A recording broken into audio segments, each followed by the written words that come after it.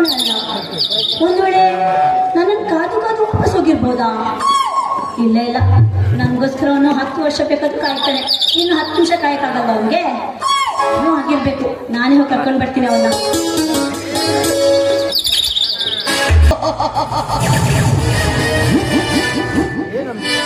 ಏನು ಅಂಬಿಕಾ, ರೆಕ್ಕೆ ಬೆರೆತು ಹಕ್ಕಿಯಂತೆ ಹಾರಾಡುತ್ತಾ ಹೊರಟಿರಲ್ಲ.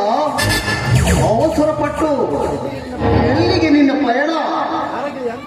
ಅರಗಡಿಯ ಅಂತರಂಗದಲ್ಲಿ ಬಯಸಿದ ಹಕ್ಕಿ ತಕ್ಕ ಸಮಯಕ್ಕೆ ಬಾರದನ್ನು ಕಂಡು ದಿಕ್ಕು ತಪ್ಪಿ ಹೊರಟಿರುವಿಯಾ?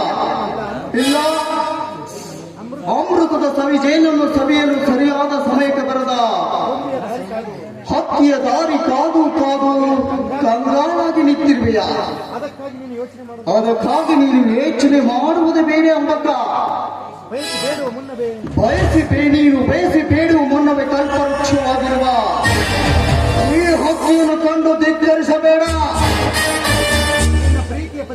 ನಿನ್ನ ಪ್ರೀತಿಯ ಪರಿಮಳವನ್ನು ಹೀರಲು ಬಂದ ಈ ದುಂಬಿಯನ್ನು ಕಂಡು ನಿನ್ನ ಹೃದಯದಲ್ಲಿ ಏನಾದರೂ ಭಯ ಹುಟ್ಟಿದೆ? ಭಯ ಪಡೋದಕ್ಕೆ ನಾನೇನು ದಿಕ್ಕಿಲ್ಲದ ಹಕ್ಕಿ ಅಲ್ಲ ಕಣ. ಹೆತ್ತವರ ಪ್ರೀತಿಯಲ್ಲಿ ಬೆಳೆದು ಅನ್ನ ತಿಂದು ಬದುಕಿದ ಲವಲವಿಕೆಯ ಹಕ್ಕಿ.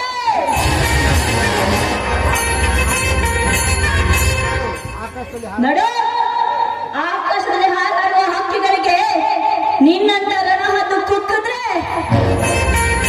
ನಾನು ನಿನ್ನಂತ ರಣಹದ್ದುಗಳ ಕೈಯನ್ನ ಕತ್ತರಿಸಿ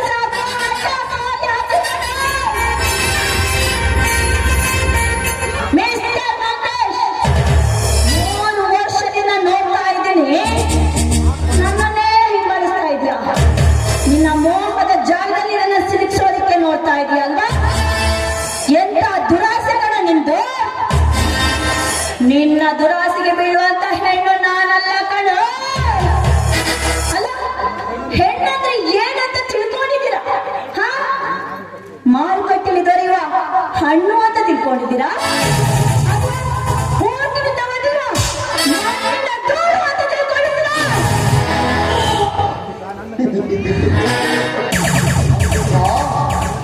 ನಿನ್ನಂತ ಯೌವನದ ಹೆಣ್ಣು ಅಂದ್ರೆ ನನ್ನ ಪವಿತ್ರ ಪಾತ್ರೆಯಲ್ಲಿ ಬೆಣ್ಣೆ ಎಂದು ತಿಳಿದುಕೊಂಡಿದ್ದೇನೆ. ಈ ಬೆಣ್ಣೆಯಂತ ಹಣ್ಣನ್ನು 3 ವರ್ಷಗಳ ಹಿಂದೆ ನನ್ನ ಪವಿತ್ರ ಪಾತ್ರೆಯಲ್ಲಿ ಹಾಲಾಗಿ ಕಂಡಿತ್ತು. ಈ ಹಾಲನ್ನು ಕುಡಿಯಬೇಕೆಂಬ ಹಂಬಲ ನನ್ನ ಮನದಲ್ಲಿ ತುಂಬಿತ್ತು. ಆದರೂ ನಿನ್ನ ಪ್ರಿಯಕರ ನಿನ್ನ ಹೃದಯದಲ್ಲಿ ಪ್ರೀತಿ ಎಂಬ ಬೀಜವನ್ನು ಬಿತ್ತಿ ಮೊಸರಿಗೆ ಹೆಪ್ಪು ಇಟ್ಟ ಬಿಟ್ಟ. ಹಾಲಿನಿಂದ ಮೊಸರಾದ ಮೇಲೆ ನೀನು ಮತ್ತೆ ನನ್ನ ಮನದಲ್ಲಿ ಹುಟ್ಟಿಕೊಂಡಿದ್ದು ನಿನ್ನ ಹಂಬಲ. ದಿನಗಳು ಕಳೆದಂತೆ ನಿನ್ನ ಮನಸ್ಸು ಮದುವೆಗೆ ಮುಂದಾಯಿತು. ಈಗ ಮೊಸರಿನಿಂದ ಬೆಣ್ಣೆಯಾಗಿ ನನ್ನ ಮುಂದೆ ನಿಂತಿರುವಿಯ.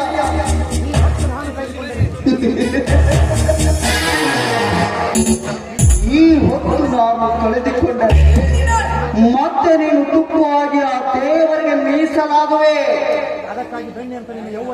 ಅದಕ್ಕಾಗಿ ಈ ನಿನ್ನ ಬೆಣ್ಣೆಯಂತ ಯೌವನವನ್ನು ಯಾರ ಕಣ್ಣಿಗೆ ಕಾಣದ ಹಾಗೆ ರಸಿಕನಾಗಿ ತಿನ್ನಲು ಬಂದಿದ್ದಾನೆ.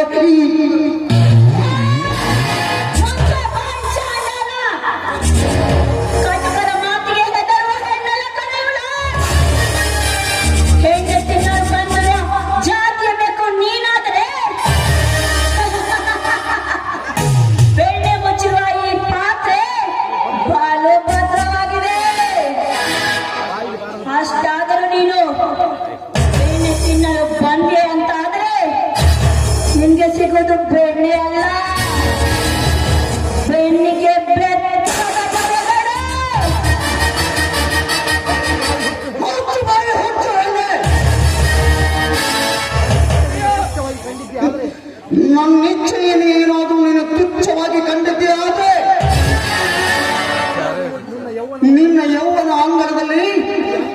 ಅಂದ ಚಂದವನ್ನು ಮಂಗನಾಗಿ ನಾನು ಕೆಡಿಸಬೇಕಾಗುತ್ತದೆ.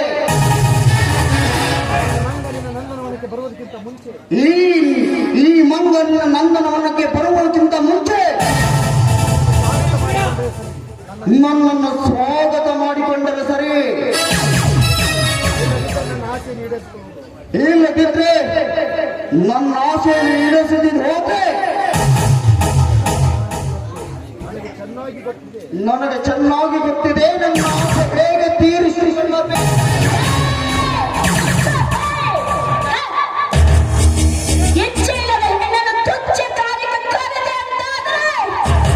ನಿನ್ನ ಮುಂಡದಿಂದ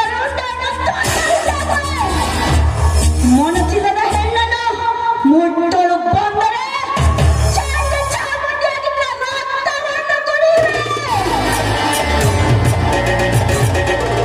ಈ ಹೆಣ್ಣನ್ನು ಮುಟ್ಟಲು ಬರುವುದು ಒಂದೇ, ಮುಟ್ಟದಲ್ಲಿರುವ ಹಾವನ್ನು ಮುಟ್ಟುವುದು ಒಂದೇ. ಏಕೆ ಎಚ್ಚರಿಕೆ ಕೊಡ್ತಾ ಇದ್ದೀನಿ? ಸ್ವಲ್ಪ ಮುನ್ನೆಚ್ಚರಿಕೆಯಿಂದ ಬದುಕಲ್ಲೇ.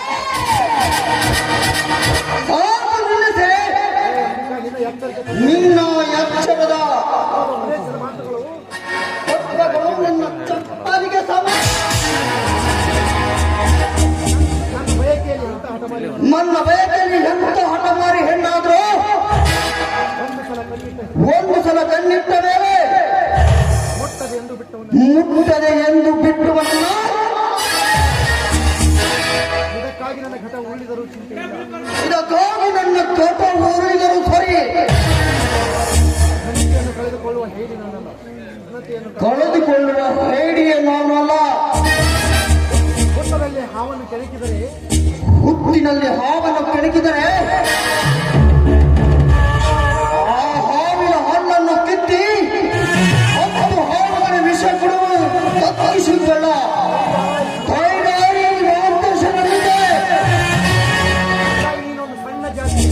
ಅಂದಾಗ ನೀನೊಂದು ಸಣ್ಣ ಜಾತಿ ಹೆಣ್ಣು ಹುಳ.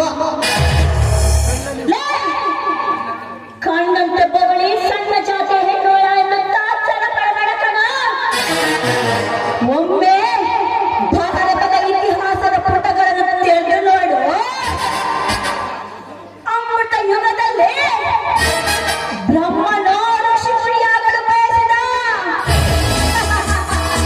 ವಿಶ್ವಾಮಿತ್ರ ಮೇನಕೆ ಹೆಣ್ಣಿಗಾಗಿ ಮಣ್ಣು ಮುಕ್ಕಿದ. ತ್ರೇತಾಯುಗದಲ್ಲಿ ಶಿವ ಭಕ್ತ ಎನಿಸಿಕೊಂಡಿರುವ ರಾವಣ ಸೀತಾಮಾತೆ ಹೆಣ್ಣಿಗಾಗಿ ಮಣ್ಣು ಮುಕ್ಕಿದ. ದ್ವಾಪರ ಯುಗದಲ್ಲಿ ದುಶ್ಯಾಸನ ಸೀತೆ ಎಂಬ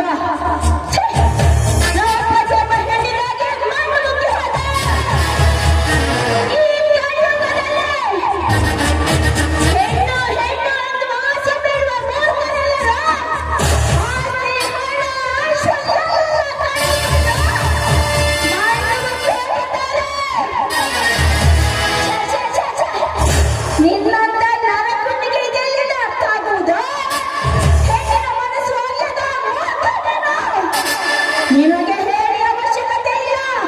ಮೊದಲು ಇಲ್ಲಿಂದ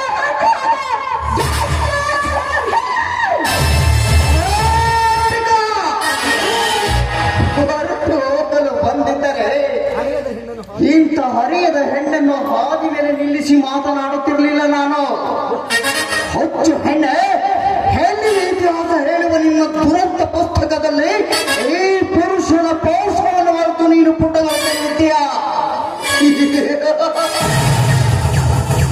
ಕಣ್ಣಿಟ್ಟ ಹೆಣ್ಣಿಗಾಗಿ ಪುರುಷ ತನ್ನ ಪ್ರಾಣ ಕಳೆದುಕೊಳ್ಳೋದು ಅಷ್ಟೇ ಅಲ್ಲ, ಮನೆ ಮಠ ಆಸ್ತಿ ಅಂತಸ್ತು ಐಶ್ವರ್ಯ ಆಸೆ ಆದ್ರೂ ಚಿಂತೆ ಇಲ್ಲ. ಬಯಸಿದ ಹೆಣ್ಣನ್ನು ಕಟ್ಟಿಕೊಳ್ಳದಿದ್ದರೂ ಸರಿ, ಇಟ್ಟು ಆಳಬೇಕೆಂಬ ಗುಣದವನು ನಾನು. ನೋಡು ಅಂಬಿಕಾ, ನೀನು ಹಠ ಮಾಡಿದಷ್ಟು ಗಂಡಿನಲ್ಲಿ ಚಟ ಹೆಚ್ಚಾಗುತ್ತದೆ. ಶಾಂತಿಯಿಂದ ನನ್ನನ್ನು ಸೇವೆ ಒಂದು ಹೆಜ್ಜೆ ಮುಂದಿಟ್ಟರೆ ನನ್ನೊಡೆ. ನೋಡು ಮಾಂತೇಶ್, ಸುದ್ದಿಯನ್ನು ಸುಡುವ ಈ ಹೆಣ್ಣನ್ನು ಕೆಣಕಬೇಡ. ನನ್ನ ಮುಂದುವರೆದಂತಾದ್ರೆ ನನ್ನ ಕೈಯಲ್ಲಿ.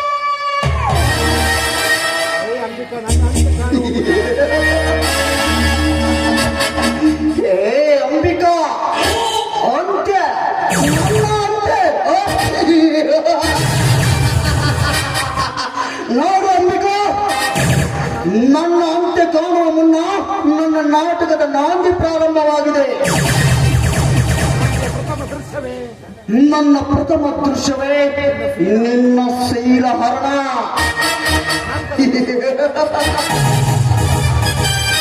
ನನ್ನ ನಾಟಕದಲ್ಲಿ ನೀನು ನಾಯಕಿಯಾದರೂ ಸರಿ, ನಾಯಕಿಯಾದರೂ ಸರಿ, ಒಟ್ಟಿನಲ್ಲಿ ನೀನು ನನ್ನವಳಾಗಲೇಬೇಕು.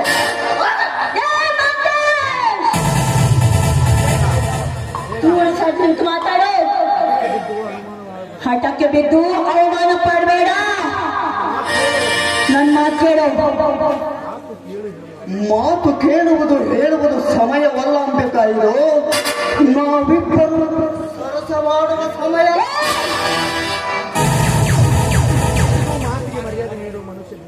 ಅಂತೂ ಒಳ್ಳೆಯ ಮಾತಿಗೆ ಮರ್ಯಾದೆ ಕೊಡುವವನು ನೀನಲ್ಲ. ಕತ್ತೆಗೆ ಲದ್ದಿಯಿಂದಲೇ ಬುದ್ಧಿ ಬರಬೇಕು.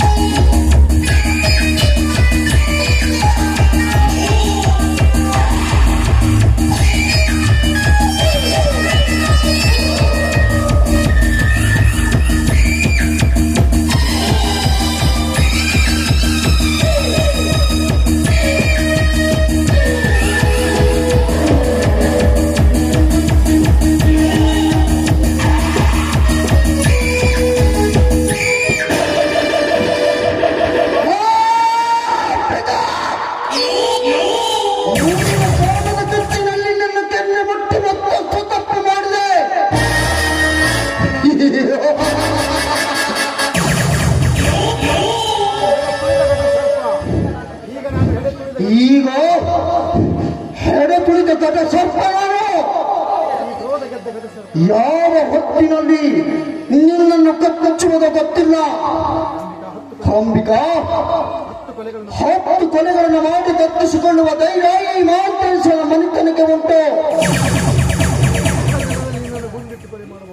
ನಾನು ಮನಸ್ಸು ಮಾಡಿದರೆ ನಿನ್ನನ್ನು ನೆತ್ತನದಲ್ಲಿ ಗುಂಡಿಟ್ಟುಕೊಳ್ಳಬಹುದಾಗಿತ್ತು. ಆದ್ರೆ ಒಂದೇ ಒಂದು ಮಾತಿಗಾಗಿ ನೀನು ದಕ್ಕಿ ಹೋದೆ. ನಿನ್ನಲ್ಲಿ ಸಂತವಾಡಬೇಕೆಂಬ ಹಂಬಲ ನನ್ನಲ್ಲಿ ದಿನನಿತ್ಯ ಹೆಚ್ಚಾಗ್ತದೆ. ಒಂದೇ ಒಂದು ಕಾರಣಕ್ಕಾಗಿ ಇವತ್ತು ನೀನು ನಾವು ದಕ್ಕಿಕೊಂಡು ಹೋದೆ. ಇದೇ ರೀತಿ ನೀನು ಮುಂದುವರೆದಿದ್ದೀಯಾದ್ರೆ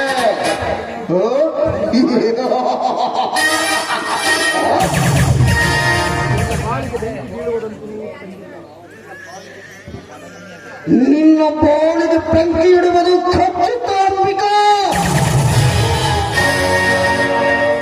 ಏ ಅಂಬಿಕಾ, ನೀನೆಷ್ಟೇ ನನ್ನನ್ನು ದ್ವೇಷಿಸಿದರೂ ನನ್ನ ಮನಸ್ಸು ಮಾತ್ರ ನಿನ್ನನ್ನು ಪ್ರೀತಿಸು ಅಂತೆ.